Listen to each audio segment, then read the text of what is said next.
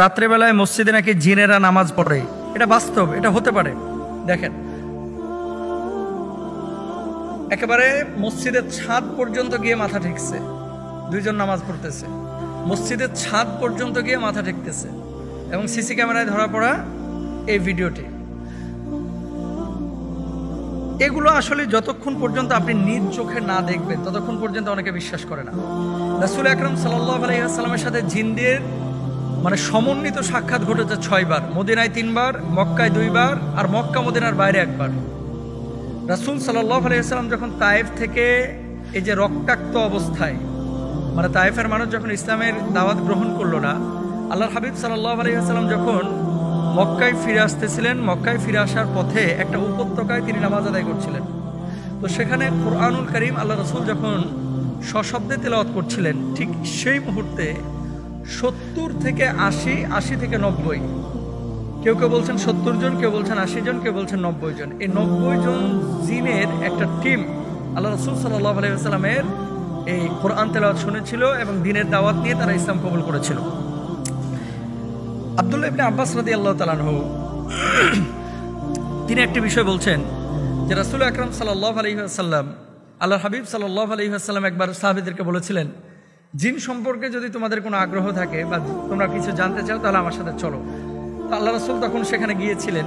তো নবীজি সাল্লাল্লাহু আলাইহি ওয়াসাল্লাম জিনদের সাথে সাক্ষাৎ করেছিলেন, সুদীর্ঘ হাদিসের মধ্যে এটা আছে। এবং আল্লাহ রাসূল সাল্লাল্লাহু আলাইহি ওয়াসাল্লামকে খুঁজে পাওয়া যাচ্ছিল না। পরবর্তীতে নবীজি নিজেই বলেছিলেন যে আমি জিনদের কাছে গিয়েছিলাম এবং সেখানে তাদের সাথে আমার সাক্ষাৎ হয়েছে। পবিত্র কুরআনুল কারীমে 1, 2, 3টা আয়াত না, একাধিক আয়াতে আল্লাহ সুবহানাহু ওয়া তাআলা কিন্তু জিন জাতির ব্যাপারে কথা বলেছেন। এবং আল্লাহ সুবহানাহু ওয়া তাআলা বলেছেন, ওয়া মা খালাকতুল জিন্না ওয়াল ইনসা ইল্লা লিয়াবুদুন, মানুষ এবং জিনকে আমি সৃষ্টি করেছি আমি আল্লাহ সুবহানাহু ওয়া তাআলা আমার ইবাদতের জন্য। সুতরাং জিনকে আল্লাহর ইবাদতের জন্য আল্লাহ তাআলা তৈরি করেছেন। এখন জিন ইবাদত করবে কোথায়? জিন ইবাদত করবে তার জগতে। এবং জাহান্নামের মধ্যে মানুষ এবং জিন দিয়ে আল্লাহ সুবহানাহু ওয়া তাআলা জাহান্নামের যে উপাদান বানাবেন, মানুষ এবং জিনকে যে জাহান্নামের মধ্যে পুড়াবেন, এটা কিন্তু হাদিসের মধ্যে আছে, কুরআনুল কারীমের মধ্যেও আছে। জিন এবং মানুষ দিয়ে আল্লাহ তাআলা জাহান্নামকে পূর্ণ করবেন। তো জিন জাতি এখন মসজিদে যদি নামাজ আদায় করতে চায় তাহলে তারা আদায় করতে পারে। কেন করতে পারে? দেখেন, জিনদের আবাস কোথায়? আপনারা হয়তো বা অনেক আগে আমার একটা লেকচার শুনেছিলেন যে জিন আসলে থাকে কোথায়। জিন যে সমস্ত জায়গা, তাদের আদর্শ জায়গা হচ্ছে ডোবা পানি, যেটা একেবারে সমুদ্রের মতো, সাগরের মতো পানি না, অথই পানি না, ধরেন 2 হাত 3 হাত এরকম আয়তনের একটা পানি, যেগুলোকে আমরা ডোবা বলে থাকি, নর্দমা বলে থাকি। এবং এর ভিতরে দেখবেন বড় বড় ঘাস থাকে, ধানের এই গাছের মতো ঘাস থাকে। তারপরে আপনার বাড়ির ছাদ, যেখানে নাপাকি বেশি থাকে সেখানে নাপাক জিনেরা থাকে। অনেক সময় কাঁঠাল গাছে আপনারা ওই যে গরুর হাড্ডি ঝুলায় রাখেন, একটা ভুল কনসেপ্ট।